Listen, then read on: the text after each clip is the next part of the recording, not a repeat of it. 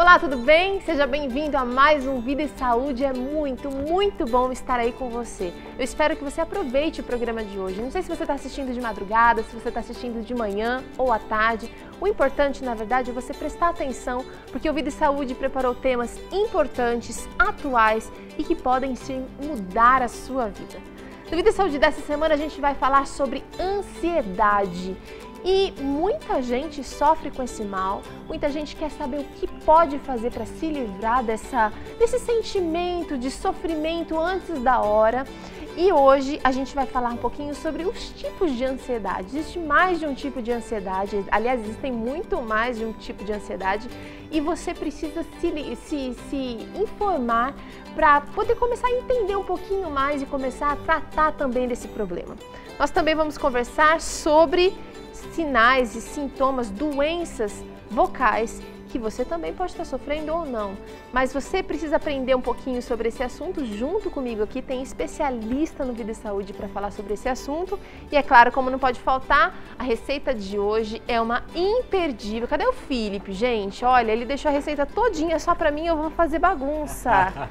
Base de morango. Base de morango. Como assim base? Você vai usar isso aqui para sobremesa? É um sorvete?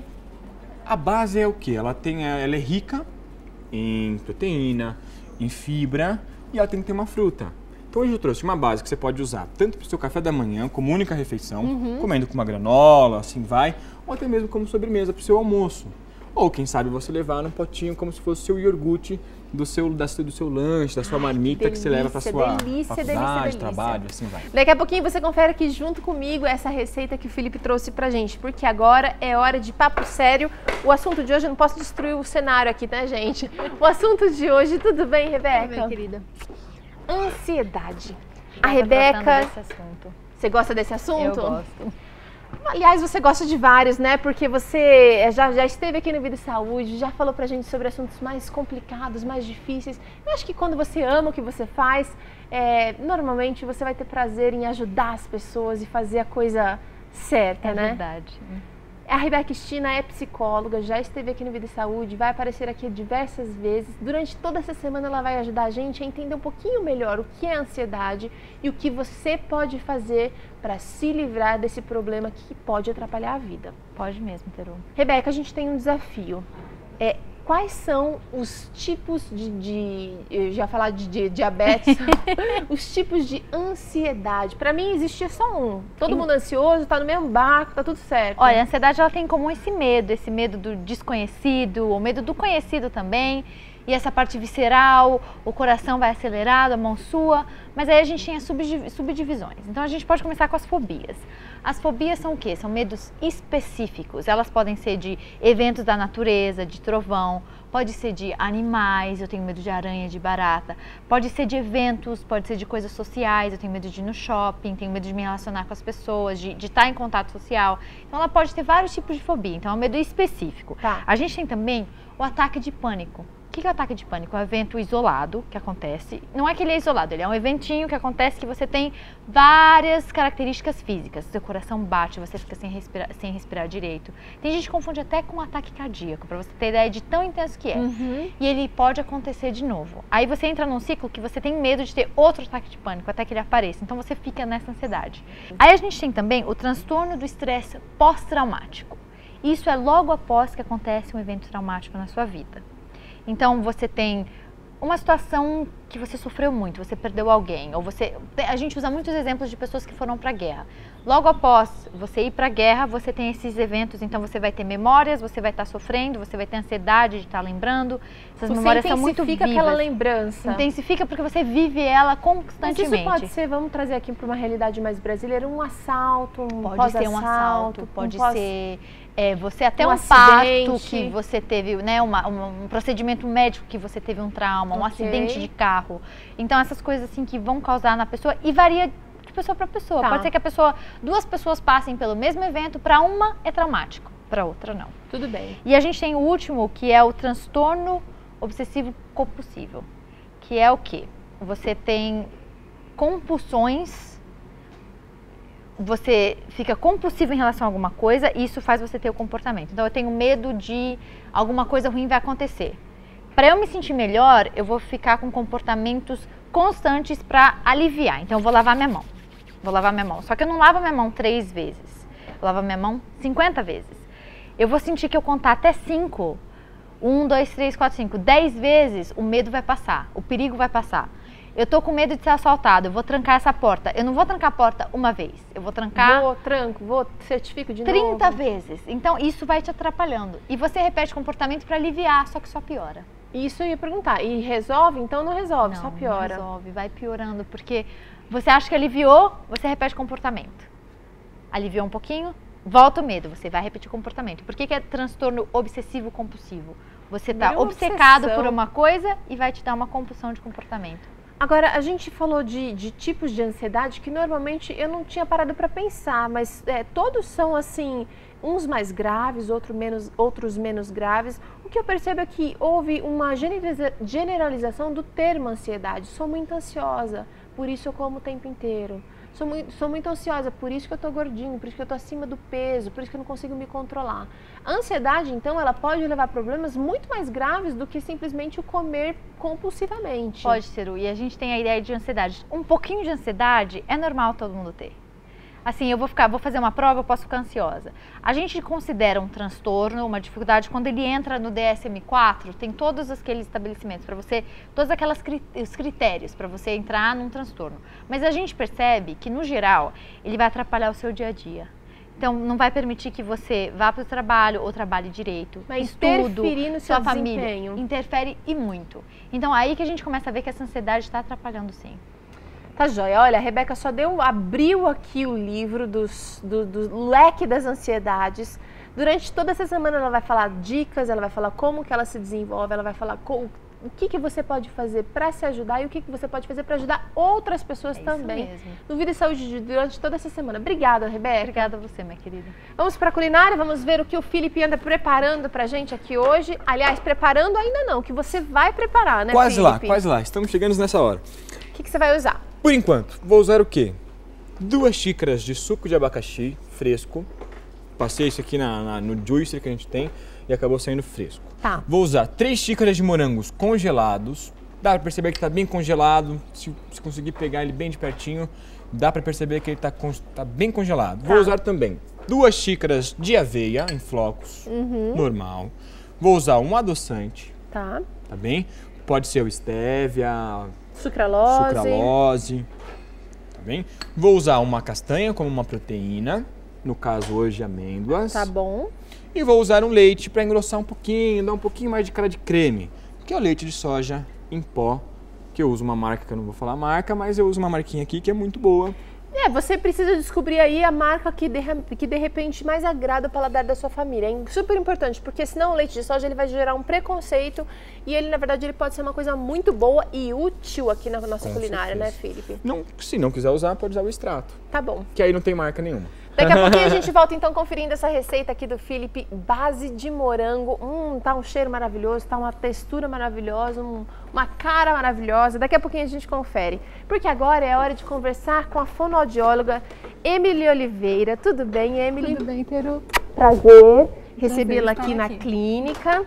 A Emily é fonoaudióloga lá em Marília. Eu quero aproveitar e mandar um beijo para toda a cidade de Marília, ali Palmital, toda a região, ali Ourinhos também. Que tem um pessoal muito maravilhoso lá, especialmente Jaquimi, o Fábio, o Nelsinho, a Lu. Sim. Nossa, tanta gente querida. São especiais. São. São. Mas agora a gente vai falar sobre voz. Você sabe que as pessoas não se preocupam muito, você mais do que ninguém sabe isso, que as pessoas não se preocupam muito com problemas na voz. Vamos falar quais são os tipos mais básicos de problemas com a voz. Sim, Teru. Antes é importante falarmos, né? O que é a voz, né? A importância da voz na saúde, né? Então, a voz, ela revela nossos sentimentos, as nossas emoções, ela reflete o nosso estado de ânimo. Pela voz, é possível sabermos se uma pessoa está doente ou se está saudável. Então, A gente consegue fazer isso normalmente com pessoas que a gente conhece bem, um melhor amigo, o esposo, a pessoa liga no telefone e já fala alô, depende do alô que ela fala, você já sabe, não tá legal. É possível identificar pela voz. Então, uma voz saudável é uma voz clara, limpa, emitida sem esforço e agradável ao ouvinte. Então, uma voz rouca e ruim é indício de que algo está errado, né? E o que é mais preocupante é que os estudos apontam que cerca de 20% a 30% da população do país apresenta algum tipo de alteração vocal. E olha, quem sofre mais são os profissionais que acabam utilizando mais a voz, como professores. Eu me lembro que na época do GIS, né, agora não tem muito mais, mas os professores, os comunicadores acabam sofrendo mais mesmo? Sim, todos nós, se não cuidarmos, podemos desenvolver uma alteração vocal. No entanto, os profissionais da voz precisam estar mais alertas, né? Quem são os profissionais da voz? São os professores, são os educadores físicos, pastores, cantores, apresentadores de televisão, locutores de rádio, vendedores. Então, são pessoas que utilizam a voz de maneira mais intensa é um e que instrumento precisam fundamental de trabalho e que precisam de um cuidado redobrado. Emily, fala para mim quais são os problemas mais comuns que você enfrenta, que você vê no seu consultório? A queixa principal é rouquidão, cansaço para falar, fadiga vocal, né, ardência na garganta e um esforço excessivo para falar. Então, essas são as principais queixas e são sinais de que a saúde vocal pode estar comprometida. Existe alguma coisa que a gente faz de errado que pode gerar esse tipo de problema? Rouquidão, o esforço, a fadiga mesmo para falar, beber gelado, por exemplo? Sim. Existem inúmeros hábitos vocais inadequados e é necessário compreender quais são os inimigos da voz, né? Conhecer estes hábitos nocivos que colocam em risco a saúde da voz e também saber quais são os procedimentos básicos para ter uma voz saudável. Então, existem inúmeros fatores de risco, mas nós vamos falar aqui, destacar alguns, os mais comuns, né? O hábito de pigarrear ou raspar a garganta, por exemplo. É o famoso... Exatamente, é o famoso... Faz mal? É um hábito extremamente agressivo. O pigarro persistente é sinal de hidratação insuficiente. Portanto, nada melhor do que reposição natural, beber muita água. E essa sensação de tentar eliminar um corpo estranho da laringe, na verdade, só piora as condições, porque promove um atrito muito grande entre as pregas vocais, provoca descamação do tecido, irritação da mucosa e piora nas condições vocais. O que mais?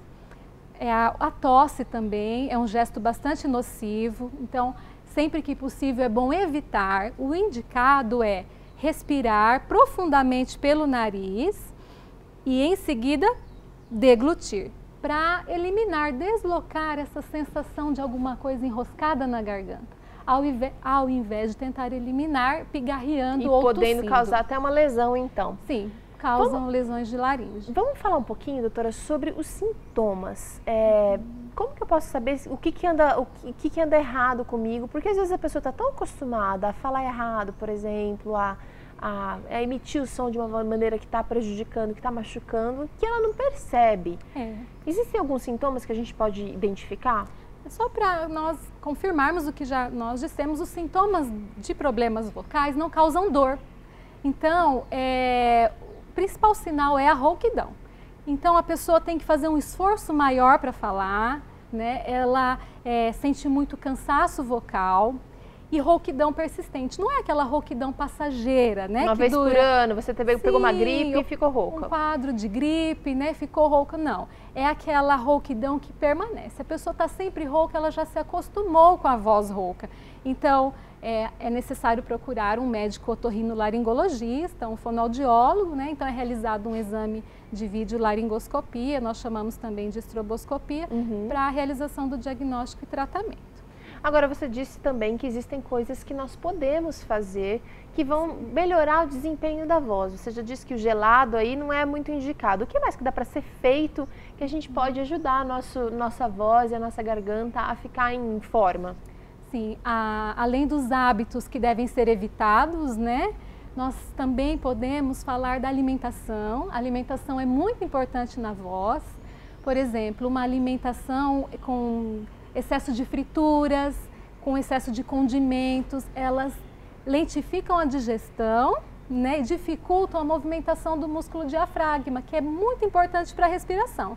E colocam as pessoas em risco para problemas gástricos, por exemplo, refluxo. Isso, que é um grande inimigo de uma boa voz. Então, ter uma alimentação leve, com muitas frutas e verduras, bem mastigadas, que melhoram a articulação, né, a produção da fala. Ingerir muita água, né? Nós hidratação já falamos. É fundamental, a doutora Emily já falou aqui. Sim, hidratação é muito importante. A famosa maçã, que todos já sabem, né? A maçã... É verdade mesmo? Sim, é verdade. A maçã, ela tem propriedades adstringentes, né? Então, ela funciona de maneira indireta para a limpeza do trato vocal, da boca, da faringe, promovendo uma melhora na qualidade vocal. Olha que beleza. Doutora Emily, obrigada por estar aqui com a gente mais uma vez, não, a primeira vez, mas eu espero que você venha aqui outras vezes compartilhar um pouquinho do seu conhecimento, viu? Obrigada. Que Deus te abençoe. Nós vamos para um rápido intervalo e na volta você confere aqui receita base de morango. Em um minutinho a gente já volta.